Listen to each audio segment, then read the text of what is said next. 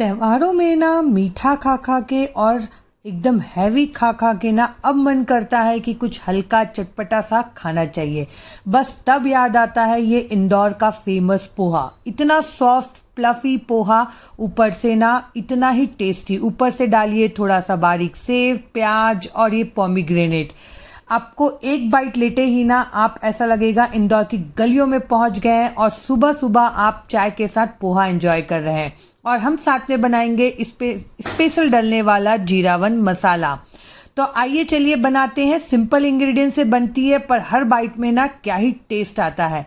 सबसे पहले ना एक जाली ले लेंगे और उसमें भिंगाएंगे हम 3 कप पोहा। आप पोहे की क्वांटिटी अपने अकॉर्डिंग कम ज़्यादा कर सकते हैं, पर यहाँ पे मोटा वाला पोहा लेना है, बारीक पतला वाला पोहा नहीं लेना है।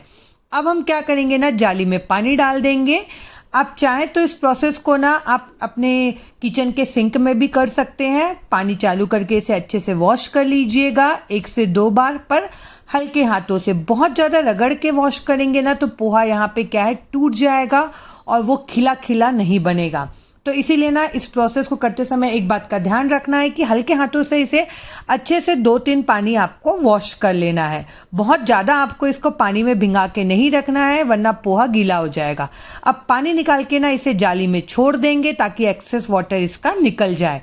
अब इधर एक पैन चढ़ाया है मैंने। जीरावन मसाला तैयार करते हैं। उसके लिए 1 चम्मच जीरा, 2 चम्मच यहाँ पे मैंने धनिए का दाना, आधा इंच दालचीनी, 1/4 चम्मच काली मिर्च लिया है, 4 से 5 लौंग और 2 तेज पत्ते को तोड़ के डाल रही हूँ। और इसे ना हमें लो टू मीडियम फ्लेम पे अच्छे से यहाँ पे भून लेना है, जब तक कि ना इसमें सौंधी सौंधी खुशबू ना आ जाए। जलाना नहीं है, इस बात का ध्यान रखिएगा। अब इसे ना हमें क्या करना है, पूरी तरीके से ठंडा कर लेना है प्लेट में निकाल के। अब जैसे ही आप इसे प्लेट में ट्रांसफ़र करेंगे ना तो आधा जायफल इसमें घिस के हमें डाल देना है। इससे ना बहुत ही बढ़िया टेस्ट आता है। ये जो जीरावन मसाला है ना, इस पोहे की जान है। यकीन मानिए ये मसाला ना बहुत सी चीज़ों में आप यूज़ कर सकते हैं। चाट में, दही बड़े में बहुत ही बढ़िया लगता है। अब इसे ना ठंडा होने के बाद हम ट्रांसफ़र कर लेंगे मिक्सी के जार में। सारा का सारा ड्राई इंग्रेडिएंट्स को डाल दीजिएगा एक साथ, पर ठंडा होने के बाद। गरम गरम में नहीं डालना है, इस बात का ध्यान रखिएगा। अब इसमें जाएगा आधा चम्मच नमक, 1 चम्मच अमचूर पाउडर जाएगा, आधा चम्मच चाट मसाला जाएगा, आधा चम्मच ही काला नमक जाएगा इसमें, और 1 चम्मच कश्मीरी लाल मिर्च और 2 चम्मच यहाँ पे जाएगा सौंफ। सौंफ का टेस्ट बहुत ही बढ़िया आता है। 1/4 चम्मच सौंठ जाएगा, ड्राई जिंजर, 1/4 चम्मच हल्दी पाउडर और 1 चम्मच के जितना इसमें शक्कर और 1/4 चम्मच हींग। शक्कर ना जरूर डालिएगा, इससे टेस्ट ना बैलेंस होता है। और ये तैयार है आपका जीरावन मसाला। यकीन मानिए इस टेस्ट का ना क्या ही बताऊं मैं, ये ना पोहे का टेस्ट को डबल कर देता है। आप इस मसाले को ना एयर टाइट कंटेनर में स्टोर करके रख सकते हैं, महीनों तक के भी ये खराब नहीं होती है। तो यहाँ पे मैंने इसे कांच के कंटेनर में स्टोर कर लिया है। अब देखिए पोहा का भी जो भी एक्सेस वाटर था ना वो निकल चुका है। अब इसे हल्के हाथों से ना साइड से आप इस तरीके स्पैचुला या चम्मच की मदद से ना निकालिएगा। बहुत ज़्यादा इसे आप एकदम ज़्यादा दबाते हुए मिक्स नहीं करना है, या इस तरीके से टॉस करके भी इसे मिक्स कर सकते हैं। आप देख सकते हैं कितना बढ़िया खिला खिला यहाँ पे पोहा हमारा भीग गया है अच्छे से यहाँ पे। अब इसमें जाएगा आधा चम्मच नमक, 1/4 चम्मच जितना यहाँ पे हल्दी पाउडर डालेंगे और 2 चम्मच शक्कर।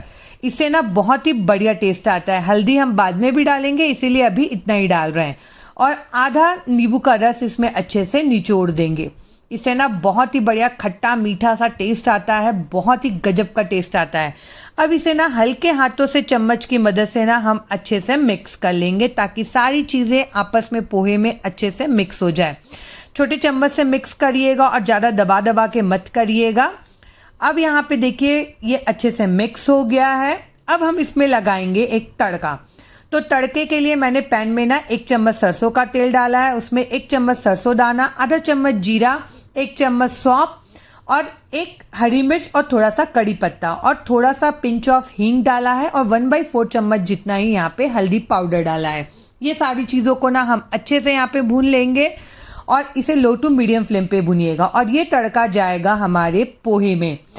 अब ये तड़का डालते समय ना पोहे में कैमरा यहाँ पे पता नहीं कैसे ऑफ हो गया था, तो मैं वो शूट नहीं कर पाई। पर आपको कुछ नहीं करना है, पोहे में सिंपल सा तड़के को डाल देना है ऊपर से और इसे मिक्स कर लेना है। तो बिल्कुल यही आपको मिलेगा। अब देख सकते हैं बहुत ही बढ़िया तरीके से ये अच्छे से मिक्स हो गया है यहाँ पे, और पोहा भी कितना बढ़िया खिला खिला दिख रहा है। अब बारी आती है पोहे को पकाने की। जी हाँ, जो इंदौरी पोहा होता है ना, उसे स्टीम करके पकाया जाता है, तो हम इसे स्टीम करेंगे 7 से 8 मिनट के लिए। स्टीमर चढ़ा दिया था मैंने पानी, और इसे जाली को हम रख देंगे। 7 से 8 मिनट बाद आप देखेंगे ना, पोहा बहुत ही अच्छे से स्टीम हो चुका होगा। साइड कॉर्नर से इस तरीके से इसे निकाल लीजिएगा, और आप देख सकते हैं कितना खिला खिला और कितना सॉफ्ट और प्लफी दिख रहा है पोहा यहाँ पे। बिल्कुल भी ऐसा नहीं होगा कि यहाँ पे गुठलियाँ बन जाएगी, लड्डू बन जाएगा। आप देख सकते हैं कितना बढ़िया खिला खिला पोहा यहाँ पे बन के रेडी हुआ है। आइए चलिए अब लगा लेते हैं पोहे का प्लेट। असली मैजिक तो अब चालू होगा। तो हमने डाल दिया है प्लेट में गरम गरम पोहा। ऊपर से डालिए खट्टा खट्टा नींबू का रस, थोड़ा सा जीरा वन मसाला इसमें मैजिक के लिए, और बारीक सेव डालिए खूब सारा, जितना आपको पसंद हो उसके अकॉर्डिंग यहाँ पे आप डाल सकते हैं। थोड़ा सा रतलामी सेव हो या मोटा सेव हो वो डाल सकते हैं यहाँ पे आप। ऊपर से बारीक कटा हुआ हरा धनिया, और इसमें जाएगा खूब सारा बारीक कटा हुआ कच्चा प्याज। इसके बिना तो पोहा ना मुझे अधूरा ही लगता है। ऊपर से डालेंगे थोड़ा सा अनार का दाना, और तैयार है हमारा एकदम टेस्टी पोहा। ये जो पोहा है ना, बहुत ही लाइट लगता है खाने पे, और टेस्ट का क्या कहूँ मैं, इतना गजब का आता है ना। तो आप ज़रूर से एक बार ये पोहे की रेसिपी ट्राई करिएगा। ट्राई करते हैं तो मुझे कमेंट करके बताइएगा कि आपको ये रेसिपी कैसी लगी। आपको मेरी रेसिपीज़ अच्छी लगती है तो प्लीज़ मेरे चैनल को लाइक करिए, सब्सक्राइब करिए, और मेरे वीडियो को शेयर करिएगा। मैं मिलती हूँ अगले ब्लॉग में, तब तक के लिए बाय बाय।